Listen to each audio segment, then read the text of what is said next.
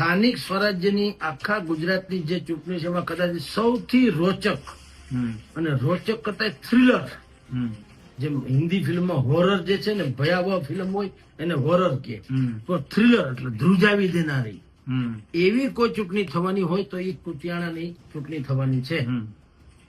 એ એટલા માટે તમે જેમ કીધું તેમ ઘેલીબેન અને કાંધલ જાડેજા બંને મેયર કોમ્યુનિટીમાંથી આવે છે, એટલે બે વચ્ચે કૌટુંબિક સંબંધ પણ છે, એ પણ આપણી જાણ ખાતર. તેમ છતાં ચૂંટણીના રાજકીય રીતે બંને અત્યારે સામસામા છે. સામસામામાં પહેલી વખત એવું બન્યું છે કે કાંધલ જાડેજાએ એના ભાઈના કાનો કરણ જે કયો છો કાના જાડેજાને ઉતાર્યા છે સમાજવાદી પાર્ટીના બેનર તળે, અને આખી પાલિકામાં બધા જ ઉમેદવારોને એને ઉભા રહ્યા. એમાં 5-7 તો નોંધેબલ છે, સારા છે, કમસે કમ નામાંકિત છે. બાકીના બીજા જે હાથ આવ્યા એ હથિયાર એના જેવા એને મેદાને ઉતાર્યા છે. હવે પ્રોબ્લેમ બીજો કાંઈ નથી. કુતિયાણા નગરપાલિકામાં ઢેલીબેન ઓડેદરા એનું એક ચક્રી શાસન છે. જેણે સંતોકબેન જાડેજાનો યુગ ન જોયો હોય એને કુતિયાણામાં ઢેલીબેનનો યુગ જોવા જવાની છૂટ. ઢેલીબેન અત્યારના ગોળ મધર છે, બરાબર, રાઈટ? એની સામે કોઈ ચૂં કે ચા કરી શકતું નથી. 3 દશકાથી એનું શાસન છે, અને જેટલી પણ સુવિધાની અપેક્ષા લોકોની છે એમાંની નહીવત જ અપેક્ષા સંતોષાણી છે, બાકી મોટા ભાગની નથી સંતોષાણી. આમ છતાં કોઈની ત્રેવડ નથી કે ઢેલીબેન સામે ફોર્મ ભરે. ઉમેદવારો મળતા નથી. કલ્પના કરો ધાક કેવી હશે કે સામે પક્ષે ઉમેદવારો મળતા નથી, કોઈ હિંમત જ નથી કરતા. આ વખતે પણ ભારતીય જનતા પાર્ટીએ, તમે જો વિચાર કરો, આમ પરિવારવાદ કરીને એ રાહુલ ગાંધીથી માંડીને સોનિયા ગાંધીને સારામાં સારી રીતે ટકોર કરતા હોય છે. ઢેલીબેનના 5 પરિવારજનોને ટિકિટ આપી, એટલે તમે ઢેલીબેનનું કયું વર્ચસ્વ છે એના ઉપરથી નક્કી થઈ જાય કે આખી દુનિયામાં વગવણી થાય એવું કામ હોવા છતાં 5 લોકોને એને ટિકિટ આપી ભારતીય જનતા પાર્ટીએ. પણ ઈ પણ તમને કહું, ઈ પણ કેવી મજબૂરી હશે કે એને ખબર છે કે આ આલોચનાનો સીધો મુદ્દો આપણે વિપક્ષના હાથમાં આપીએ છીએ, છતાં પણ એને આપવો પડ્યો હોય. એનો અર્થ એમ છે કે ભારતીય જનતા પાર્ટી પણ ઢેલીબેન સામે મજબૂર છે. તો હવે પહેલી વખત એવું બન્યું, કાંધલ જાડેજા જે છે એ મેદાનમાં ઉતર્યા છે.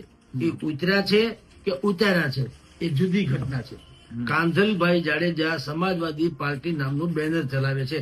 સમાજવાદી પાર્ટીને અહીં કાળો કાગડો ઓળખતું નથી, એનું કોઈ બેનર નથી, એની કોઈ વ્યવસ્થા નથી. મુલાયમ યાદવનો છોકરો અખિલેશભાઈ ઉત્તર પ્રદેશમાં જે હોય તે અહીંયા કોઈ ભોજોભાઈ પણ જાણતો નથી. અહીં આખી દુનિયામાં કાંધલ જાડેજા પોતે જ એક પાર્ટી છે, એ વ્યક્તિ જ સંસ્થા છે. એ પછી જેવી હોય એવી, એની હારે આપણે એના વખાણ નથી કરતા, એની શાખ કરતા ધાક વધુ છે, એ હકીકત છે. પણ અત્યારે કમ્પેરેટિવલી તમે કહો તો ઢેલીબેન ઓડેદરા અને કાંધલ જાડેજા એ બેની કમ્પેર કરો તો પોલિટિકલી કાર્યશૈલીની દ્રષ્ટિએ કહું છું, બાકી એકબીજાને તમે માથા ભાંગે એમ છે, પણ કાર્યશૈલીમાં કમસે કમ કાંધલ જાડેજાનું પલ્લું થોડું ભારે છે. કારણ કે એના સમાચારો, પછી સાચું ખોટું પાછી એની પ્રજા નક્કી કરે, પણ એના સમાચારો જે પ્રગટ થાય છે કે ભાઈ સ્વખર્ચે કેનાલમાંથી પાણી છોડીને ખેડૂતોના પાકને ઉગાયરો, આવું 2-4 વખત આપણે સાંભળ્યું, વાંચ્યું છે, રાઈટ? તો જો એ ખોટું હોય તો ત્યાંની કોક પ્રજા તો કોક દિવસ ફોન ફટાકા કરીને કહે ને મીડિયાને કે આવું નથી, પણ એવું નહીં હોય, એ કર્યું હશે.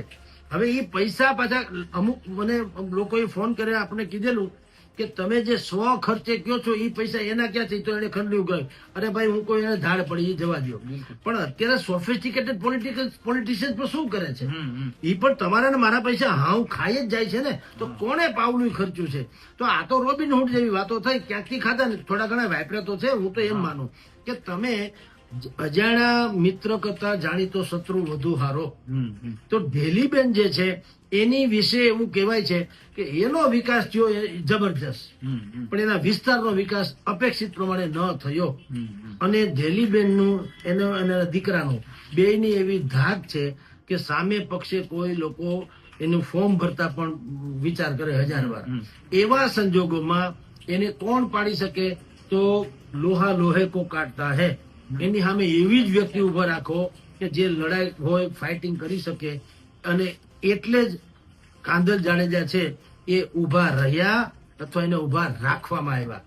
અને એ જે તમે જેમ જેતપુરમાં આપણે કહીએ છીએ કે ભાઈ સુરેશભાઈ સખરેલિયાની ટિકિટ કોણે કાપી, પ્રશાંત કોરાટે કે જયેશ રાદડીએ માથે ફેરીને કપાવી, એમ અહીંયા સમાજવાદીના બેનર તળે કાંધલ જાડેજા ઉતર્યા કે ભાજપે ઉતાર્યા? પ્રશ્ન એ પણ છે.